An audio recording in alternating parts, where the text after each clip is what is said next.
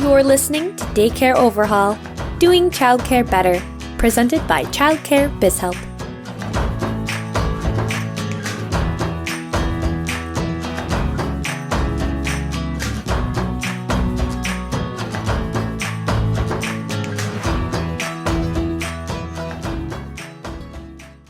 Welcome back to Daycare Overhaul. I am Justina Patterson. I'm Caroline Jens, and we are live from Miami. And doing childcare better. We are doing childcare better. And today we have a really fun guest with us. And her name is Heidi, and she's from Leap Academy in Madison. Heidi is the curriculum director. And Heidi, do you want to say hi? I would love to. Hello, and thank you for having me. This is my first podcast, but I have a lot to say. Great. A lot to say about early childhood education, coming at it from a teacher perspective, coming at it from a director perspective. In my over 25 years in the industry, I've done a little bit of everything. In-home, in someone else's home. I've worked for NACE accredited centers, NAC accredited centers. I've worked with in classrooms with one other teacher and in facilities up to 25 staff members. So I think I have a real diverse amount of experience and knowledge that I would love to share. Some good insights. Perfect. We're going to extract all that Okay. as we dive into this podcast. But hey, I got to tell a funny little story to our audience of what's happened since we. So if people don't know, because we're actually not filming today, we're just recording our vocals today because we are in a hotel room in Miami. We are here at a childcare conference that is called Shift, and it's brought on. Hinge is the one that's organizing the conference, and this is, I think, our third year here. And we're in a hotel room, and I go to put the Do Not Disturb sign on the door because Maddie, our video producer, is kind of very strict about the different procedures we need to do before we have our podcast. And we don't need housekeeping coming in here. That might be a little funny if they were to knock on the door and come try to clean the room. Well, and there was a gentleman out there in the hallway vacuuming. So we couldn't start our podcast, obviously, if there was vacuuming outside the door. So I go to put the Do Not Disturb sign on the door and tell the guy that we don't need him vacuuming in the hallway right now. And I think he thought I was propositioning him because he saw the three of us come into our room and then probably thought I had the Do Not Disturb sign. And who knows what was going to happen? It's Miami. But I will say, this room is beautiful because we can literally see the ocean out the window. Yeah. So that's pretty awesome. Yeah, so if you ever get the opportunity to go to a conference in Miami, definitely do that. But let's dive in. Unless you have any... I actually have a quick funny story. Side note, I'm also a certified children's yoga instructor, and I'm very interested in the mindfulness, meditation, karma type of mindset. And so the very first panel of speakers down here, and I'm thinking, I'm not sure there's anything down here for me as a director. It seemed more geared towards owners and growing your business.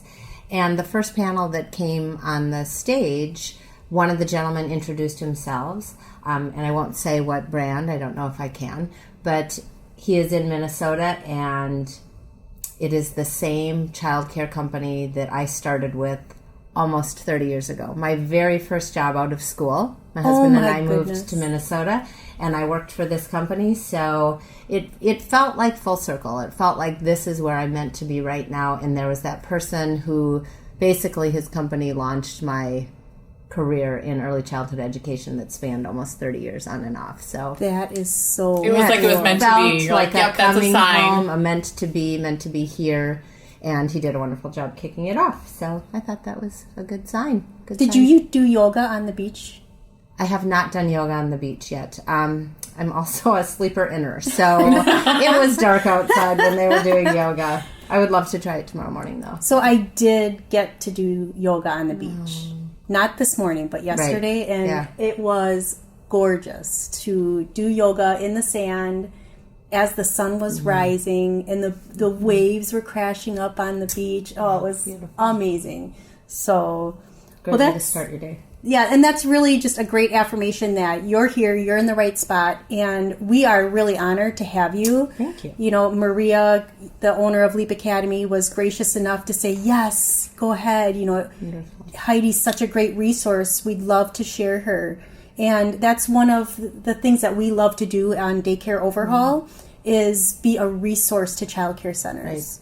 Right. Love it. To help them do childcare better. Right. And so today's topic is on, kind of in a nutshell, is influencing change in your childcare staffing. And we're going to ask you just some questions to prompt some answers from you. And, feel free to share with our listeners your experience and what you've done, because you've done some amazing things at Leap Academy. Done a lot. Yes. So I'll start with maybe, what are you seeing in terms of trends in your childcare staffing situation? Well, generally my belief as a curriculum director and someone who has taught for, like I said, over 25 years is it really begins and ends with good teachers. I've worked at centers and I've worked with co-teachers where maybe they weren't the best of the best, but those families came back year after year, kept enrolling their children for the teachers. Now, if we're fortunate, we have great all throughout the ranks. But when you think about those 9-10 hours a day and who they're entrusting their children to, that's what will build a really strong child care center, it's the teachers. So you can have the shiniest building, great new materials, a wonderful outside play area, but I feel like if your foundation of strong teachers and teachers who really, really know littles and build those great relationships, starting with the children and then the rest of the family, I think we're lost if we don't have that as our foundation. So I am fortunate enough that I get to devote my career at this point in my life to helping develop those teachers. And you have 2 locations, right, that you're working with both? Yes, yep. And then I also have another school that I partner with just 1 day a week, and that's a school that I taught at for 8 years prior. So another thing that I love about Maria and that I'm finding that I love about this industry, and I heard it a couple of times already this week, is that we are stronger together. So yes, there's competition in any given market, but I feel like we're in a situation, especially now, where there just isn't enough good quality childcare to go around. We can all succeed and we can all learn from one another. So that's what I love about Leap Academy and the other school that I partner with also. The Madison location, the Wanakee location, is that a lot of schools don't have a curriculum director yet. So I get to be at one school one day and then go to another school the next day and spread that out a little bit until we can get to a point where maybe someday everyone will have one of those on staff to support the teachers. Yeah, I know throughout the years, at our center that we used to run, we actually did have a curriculum director. Yeah. And not initially. Initially, we had the typical, director, assistant director. Right. And that was all we had. And we found that we really wanted to emphasize the curriculum and helping the teachers be the best teachers that they could. Yeah. And having a resource like you was really life-changing for our program. And that looks different in every classroom. It's not that I am sitting in an office somewhere developing a curriculum. Every school that I've partnered with believes in either a play-based curriculum, emergent curriculum, curiosity curriculum. We heard the term today, I think, passion. I can't remember what else how she included that. But so I think we're very child-driven in what our curriculum looks like. So that will be very different from room to room. There's not a canned curriculum that we're using. We are letting the children drive that in their interests and their abilities.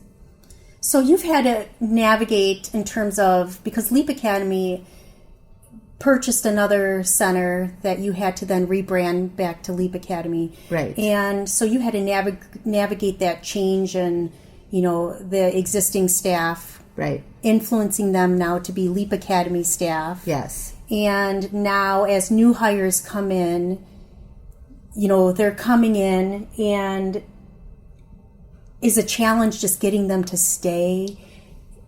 Yes. Yes, there's a lot of challenges. It is getting them in, but what I'm finding is, and I'm hearing this hiring crisis and hiring shortage right now, and I'm not saying that doesn't exist, But what I'm seeing a little bit more at the schools that I'm working at is that we're getting some good candidates. But what are we doing with them from that first day on? What does that first day look like? I know that we need to get teachers in rooms, and I respect that to stay on ratio. But I think if we can back it up a little bit and really plan for that first day, for that first week, and get them to buy into our culture and get to know our kids and get to know the families, that we will win their hearts over. And from there, we've got a lot of time to help develop them. But it's getting them buying in from those first few days and what those first few days, weeks look like. Right. And I think, you mentioned the hiring crisis that we're all talking about. And yes, you need the staff in the classroom, but if you've already worked with them without them for however long to get them in there, what's an extra couple of days to just really get them involved and make sure that they're comfortable? Like, I think that would be okay, and that's important, like you said, to do that. Yeah. So in terms of, getting people, because, hiring and the salary, the wages that we have to pay is a challenge. So what are you doing specifically beyond the paycheck? Beyond the paycheck. I love that phrase. Wait, that's not my phrase, by the way. That was your phrase. My phrase. She's like, yeah, I love it because I thought of it. I do love it. And I think that anyone out there listening, whether you're a director or a teacher or potentially a teacher, we all realize that there kind of is a finite amount that a particular center can pay. So I would challenge directors and I would challenge potential teachers to think, you like to have that number in mind of what you want to make, what that paycheck is going to be. And as a owner or director, you have a number in mind of what you can offer. But then thinking of beyond the paycheck, of what's important to you, what matters most to you. And I think back to a school that I was most recently at, and I was teaching children's yoga on Friday. I had started my own company. I didn't want to give that up. So I went in with the mindset of I can compromise a little bit more on the hourly wage if this director would work with me and allow me to continue to have my Fridays off. I also had 3 children in college at the time, and I knew Fridays was a day I was going to be asking off a lot to go see them. So that was one of my must-haves. I like to go into something. I love it when people come into an interview with here's my 3 things that I must have. Some people really need to make a certain dollar amount to make it worth it. So lead with that. That's your must-have. For some people, that's job flexibility. If they have littles and if their children are sick, they don't want that battle every day. So I think we have to take a more individualized approach to what that looks like and find out beyond the paycheck, what is this person's currency? We have some people at Leap Academy that have been there for 5 or 6 years, and they really are like a family, and I know that's what keeps them there. That is what keeps them coming back on those really difficult days. They don't want to let each other down, and they've also become each other's person. So it's you've got your friend there that you care about and that you share things with. So I think we kind of have to take a real close look at that when we're hiring and also when we're onboarding.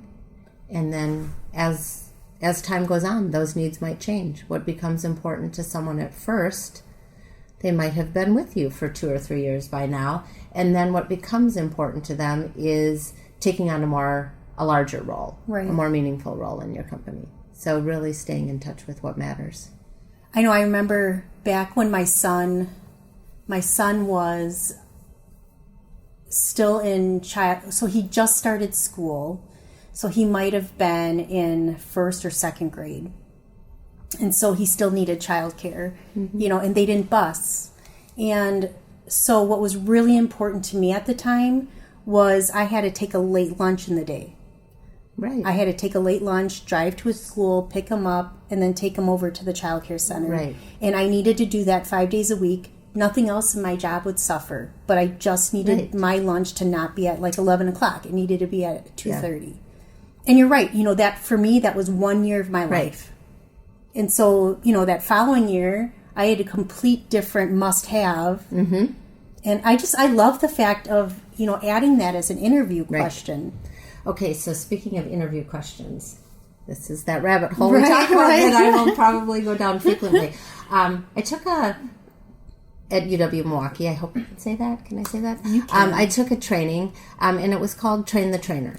And it was about mentoring and how, whether you're a veteran teacher, a curriculum director, a director, ways that we can expand in our mentoring and training roles. And one tool that they had that I am a really, really big fan of is called the stay interview. So you've got your interview to get someone in the door, and a lot of us do an exit interview to find out why someone is leaving. How about we do a stay interview? So what's important to you now? Just, why are you still here? What do you like about your job? What has changed for you? Because that will change sometimes from year to year. So I think that's a really important thing to do. I like combining it with a staff portfolio, much like we do for the children, to kind of highlight what their strengths are and then show us where some of those gaps are for opportunity. And then talk with them about, why are you still here? What has been working well for you? And if you were going to leave, why? What more could we do? And that doesn't mean catering to the teachers 24/7. Right. I think some directors are afraid of that. If we give them too much of what they want, they will have, control over us. And there's so many relationships that parallel the teacher-child interactions. And I found that as a parent that if I could let my kids win as much as possible, if I could say yes as much as possible, whether that's as a parent or a teacher or now as a curriculum director, it usually serves me really well. I try to say yes as much as possible. So how often would you do a stay interview? I would think that it kind of depends. And they're new to us. We haven't done them much yet. But when you were referencing me starting at Leap Academy and then us taking on the Madison school also, that was really important to me coming in. I needed to know these teachers that had already been here for a while. Why have you stayed? What do you like about this? And then what opportunities are there for us? So that was a really important tool for me as I was getting to know people. And now that I've been there longer, I would like to revisit it. And I don't really like it to be a part of their annual review. Right. To me, those are two really different things. Very different. So I think we're just playing with that a little bit of how often we will do that. Yeah, we speak a lot about intentional touches, in terms of with your families and with your employees. And I just feel like that's another one of those ways to do that intentional touch where you're constantly keeping a pulse on the health of your organization. Yeah.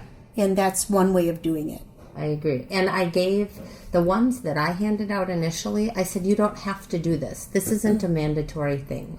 But a lot of those check-ins that teachers will have with directors are really short. They're meant to be about a 10-minute check-in. Tell me what's happening in your room. Do you need something from me this week? And this is really meant to be more of a reflective tool for them. They can take it home and really think about it. And then I like to carve out whether that's morning coffee or a lunch with someone and then sit down and talk about it. It's a unique role for a curriculum director too, that I get to build those relationships in that way. And I think it's important because, we talk so much about relationships and culture. And if you didn't take the time to seek them out and schedule that coffee or that lunch probably outside the center to really get to know them, I think that you would lose some of that. So scheduling that time with them and showing them how important they are and that you really care about them and like it matters and you want to talk to them and have a conversation, you might find out even more about them than, You always do. You always do. Were either of you at the speaker that said, I'm trying to think of how she referenced, I know it was last night. She said, you will be amazed at what someone is willing to do for someone that they really care about. Oh, that's so true. And I think it is. I understand a director's role in that at some point you have to call someone out who is continuously 10 minutes late or not showing up for their shift. So you can't always be everybody's best friend. Right. So I'm not looking to be their best friend, but I do think in many situations when there is a supervisor, a boss, a mentor, a co-teacher that I really care about personally, that I'm invested in, I am willing to do so much more for them. And I do it with an open heart. I want to do that for them. So that is my ideal relationship to cultivate with staff. Well, and I love that mindset too, because I do know people listening in on this I'm sure they're saying, we can't give them everything they want. Yeah. And it really is about building relationships. And I don't know if you experienced this when you first started as a curriculum director, where the teachers maybe don't necessarily trust you. Oh my gosh. They don't trust that you're there to support them. So you have to build those relationships in order to gain their trust. Absolutely. And really your ultimate goal is you want to make their jobs easier. You want to make them be better at their jobs. Right. I say when I go in somewhere, and it's not that I've gone in somewhere 15 times yet, but when I go in meeting a new staff or meeting a new team member, I like to, without boring them too much, give them a little bit of insights as to what I loved about being a teacher and the things that kept me there. My own little internal stay interview, right? And it was the Fridays off. We've talked about that. It was, supportive, caring coworkers, and I've been blessed to have those. But it also, and sometimes directors don't like to hear this from me, but I'm just being really real and honest. It also was those days where I felt like I could kick back with a cup of coffee and just enjoy watching what I had worked so hard to build in the classroom. Mm-hmm. And not only did it just, it makes me teary, bring me joy, because it did. It brought me just true joy to see that. It also made those really hard days easier. I just thought, these are the days when I can coast, talk with my coworker, love on these 3-year-olds, and I want to build that for every teacher that I work with, regardless of what classroom they're in, because I know some of them are making barely enough to pay the bills. Right. And I know how hard it is to chase around after 14 2-year-olds, and you feel like you are just doing nothing but, refereeing and changing diapers. So I am firmly committed to building that for those teachers, where even on those hard days, you just love coming in. And then on those easy days, you can enjoy it. Well, I'm emotional. I know. I'm sorry. We're all like teary-eyed here. There's no Kleenex nearby. No, I just, this is a sidebar, but to see someone that's so passionate about what they do, that is a huge blessing to love what you do so much that you're just giving your heart. And that's representative of the culture that you're building. You and Maria and the rest of your team, you're really working hard on building a culture, and you're influencing change, and it's all really good change, and it's hard work. Childcare, we've met, is just not easy. If it's easy for you, you're probably not doing it right. Well, it's not easy, but it's stressful, and it's emotional, and it's maybe if it isn't hard, so to speak, it's like that the emotional level can be really taxing and exhausting, and and maybe you've just grown cold to what's really going on around you. So another problem, and we kind of touched on it a little, but getting people to not only show up for interviews, but then once they are hired, so we put all this beautiful stuff on our career pages.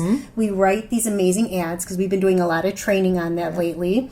And we're telling people that we are this kind of company. Right. This is our culture. This is the kind of people we're looking for. And then we bring them in, and then what happens?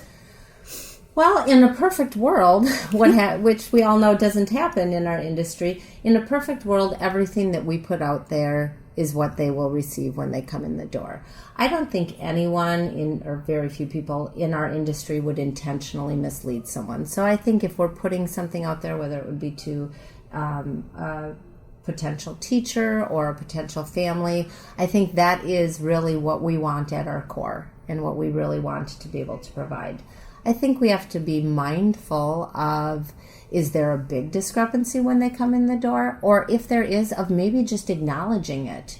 If someone comes to us because they saw our beautiful website, of saying, oh my goodness, I know this 2-year-old room is crazy right now, but come back and let's revisit it at group time or something like that. Sometimes we have to acknowledge and be honest about our flaws so that we say, yep, we get it. We're real here. We didn't just get you in the door with one thing, and now we're going to give you something different.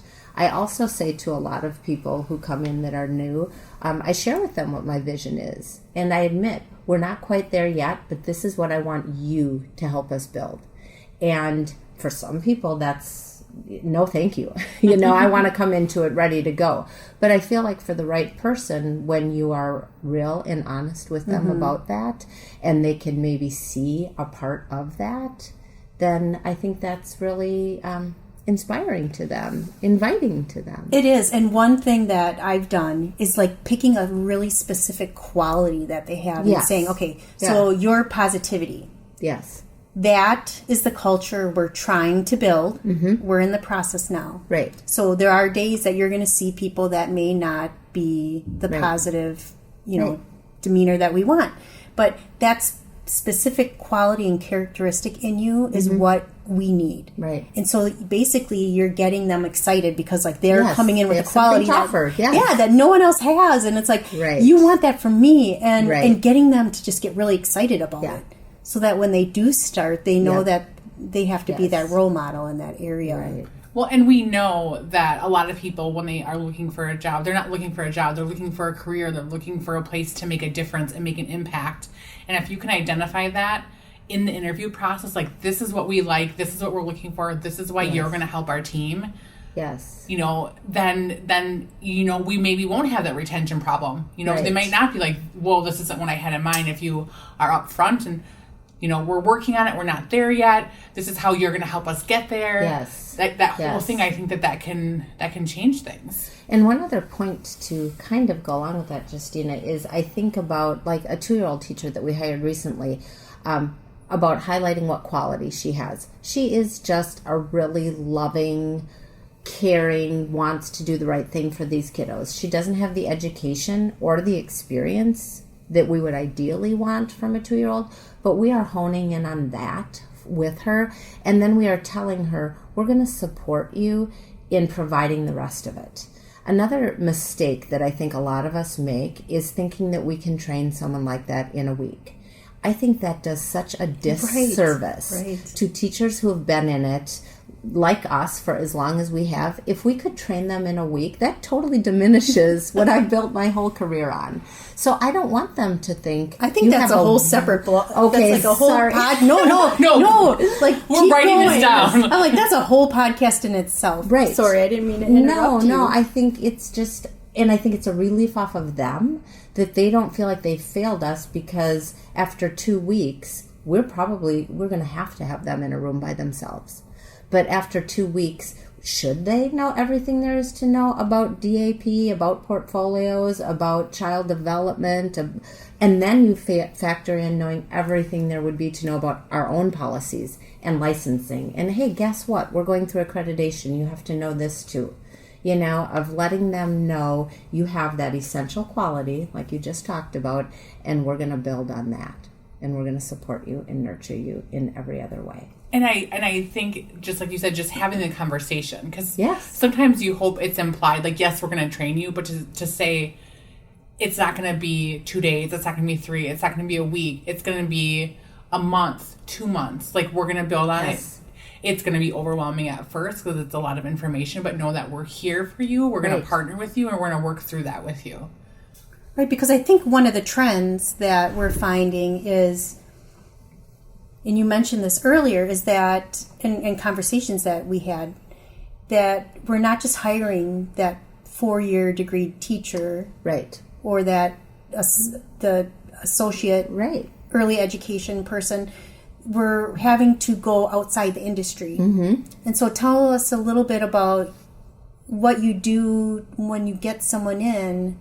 Why bring someone in that doesn't have that early education background? Right. I partner quite a bit with some of the technical colleges, if you still even call them that anymore, in the area. And once in a while, we will get a great practicum student that decides to stay on with us. And but just because their classroom time is done, or just because they've had the 3 classes that they need to be considered a lead teacher, I feel like that time in the classroom and watching a really, really good veteran teacher, job shadowing them, having them get little pieces of information here and there, are so much more important than just, and I'm not minimizing that classroom education and how important a formal education can be. But I think that what we're finding, there's things that we can teach them. There are classes that they can take. There's online classes, in-person classes. And then there's just certain things that you have to experience. You have to go through it on your own to know how you're going to handle this, because a lot of those situations occur once in a lifetime and you can't write them up, and you can't read how to form a nurturing relationship with a really challenging child. You have to be in there doing it. You have to see ways that someone else does it. So that was why I started taking a lot of those mentoring courses and figuring out different ways to relate to different individuals. What works for one won't work for someone else. So I think that is a piece that we could really hone in on more. And I think some of our teachers, some of our veteran teachers in the state interview, one of the things that they highlight is what a teacher needs in the first couple of years, a lot of support, a lot of nurturing, hand-holding, and then what they need beyond that.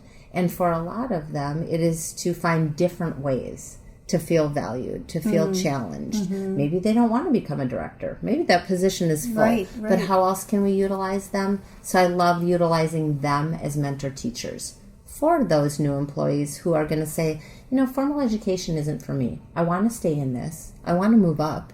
I want to move up in the registry. I want to move up in my pay scale. But show me different ways to get there beyond going and getting my associate's degree in early childhood. Right. I think that was a game changer for our center, right, Justina? We started a peer mentor program. This was back... Oh, I didn't know that. Yes, way back when. Okay. And I don't take credit for it. We just had a great leadership team. Justina was part of it. And we were worried about losing some really valuable people because we did not have a director seat or a position for them to necessarily move up into. And so to utilize their talents, we looked at, well, you are fabulous at portfolios. Right. Or you are amazing at infant procedures. And so they were a peer mentor over something real specific. Yeah. So that when a new hire came in that was exposed to one of those areas, they weren't just getting training from the director or training from the curriculum director. They were actually getting training from a peer that's in the trenches with them. Right. That, has the bruises and the T-shirt and been there, done that. But that was really, I think... And another thing that made that so successful is the peer mentors, we empowered them in terms of, every quarter we had a peer mentor leadership meeting. Right. Yeah. So they felt like they would come back with suggestions like, this is what we're experiencing, this is recommendations we have, here's the support that you can give us. Yeah. And just letting them kind of take ownership over it. Right. I just wanted to backtrack for a second because you mentioned the registry, and not everyone knows what that is. So can you just kind of explain? Because that's, I think, it's Wisconsin specific to Wisconsin, and I'm pretty sure Minnesota has one too, but not everyone has a registry. So yes, do you want to just elaborate on what that is? And I won't do it justice. I'm sure I will mess something up about what it is. But it kind of oversees all early childhood within the state of Wisconsin and assigns you a level based on your education and based on your experience. It will highlight what qualifications someone has. It will say for a lead teacher, an assistant teacher, or a director over 51 students. So it's what they use as their benchmark for. And then that can kind of come into play with accreditation at some point in time too. So it kind of all ties together. Right. It qualifies you basically. Right. Keeps a scorecard. Yes, it's a scorecard. That's a really good way to put it. It's a lot of work to keep updated. But so in terms of, you've got the person in, we talked about onboarding, and I think you had a really good statement in terms of, it's on you, it's on us. Right. I think before the podcast, when we were talking a little bit about the direction that this wanted to go or how we wanted to wrap it up, I do think that is something I would really like to see more change in. It's wonderful when individuals walk in our door and they've had all those classes that they need and they are ready to roll. But I also think that's just not happening. So how are we adapting to that? And how are we meeting? We always say we should meet children where they're at. And how are we doing that with the potential teachers that come in our door? How are we meeting them where they're at? Because if they have a lot of those character traits that we know that we need, the rest of it, I feel like we can provide them. We can think of creative ways to give them an hour or two to work on some classwork. We can provide them with another peer mentor that could maybe help support them in that. We can offer ongoing training. Speaking of the registry, we can seek out trainings that they get that are for credit, and that will help them along the way. It takes a while when you do it that way, but that is still building them up in that capacity. So maybe for someone coming into that's new to early childhood education or has been out of it for a long, long time, maybe that is enticing to them. Maybe that's their currency. So what do you do in terms of getting your teachers excited to help you with that onboarding process? You know, because they have a role in it too. They definitely have a role in it, and sometimes that can be challenging. I think that's a little bit of, the proof is in the pudding, to use an old-fashioned phrase. I think when they see how it benefits them, because at the end of the day, some of that matters too. But I think that when they see us building a good, strong team, and again, that stronger together comes into play, they see that their classroom management is better. Things are going better in their classroom. They see, oh, this person, maybe I was a little cranky coming into this because they got 2.5 days a week and I'm stuck here not stuck here, but I'm here 5 days a week. You know what I mean? But when they see how that can benefit the whole team in terms of someone getting out early every day, someone getting an extra lesson plan, a little bit of lesson planning time, when they can see how that benefits not only our school, but that benefits them personally, I think they get on board with it a lot quicker. So I do think it's on us as leaders to show them that and to build that camaraderie. Right. And I think you touched on this just a little bit about essentially being fair. Right. You know, where the one person, like, well, they only work 2 days and, I work 5 and they get this shift and I don't, and I've been here longer. Like, how do you navigate that when... So, Justina, I love it when these questions just lead me right to a new topic, or it circles back around, because it circles back around to what's your currency. And then I can sit down with maybe the teacher who isn't feeling good about that and say, tell me about that. Do you just want 2.5 days a week? And I can guarantee you they're going to say, no, I need my paycheck. I need 5 days. So it's probably not even what they're saying that they were upset about to begin with. But I think we have to set aside the 5-10 minutes that it takes to find out what about that bothers you. If we're paying someone $3 more an hour to do our after school care, but they only work 2 hours a day. Yep, they might be making more than a teacher that's been there for 5 years. But then I can have that conversation with them and say, would you like that role? It's a tough one to fill. And if you want it, great. You don't get benefits or... Exactly, that's just it. So that wasn't their currency. They probably needed the benefits or the paycheck from 5 days a week, 8 hours a day. But they're going to get some other benefits from it. They're going to get, which just happened last week, and it was 4:30 on Monday. And because we did hire some of those atypical candidates... we were able to go around the school and say, would you like to leave now? The roads are looking bad. Would you like to leave? Because we hired this high school student to come over for just these 2 hours. So I think when everyone knows what our intentions are too, that's helpful, that we are looking out for them. Right. Yeah. Well, I think they want to just feel special. I think that's ultimately, like, they want to be heard and they want to feel special. So as soon as you can, acknowledge them. Right. And what they think is their concern. Exactly. But really they want it to be fair, and they want you to know that, and hey, are you thinking about me? Yeah, and I don't have a problem when it's unreasonable. But I have to say, those have been so few and far between. It usually is. We made a change with a teacher who just wasn't working out great in a classroom, and she was at first really, really angry with me for taking her out of her classroom. And I said, this isn't a punishment. I'm not punishing you for this. You are showing me, you're telling me with the way that your classroom is running, that this isn't the right fit for you. And we found a much better fit for her, and she cooled down after just a few days of it and thanked us for seeing that wasn't the right fit for her. That's good. I feel like that could be a whole nother topic. Okay, we've got a couple more. We've got a couple more podcasts. All right, Heidi, how much time do you have today? I'm just kidding.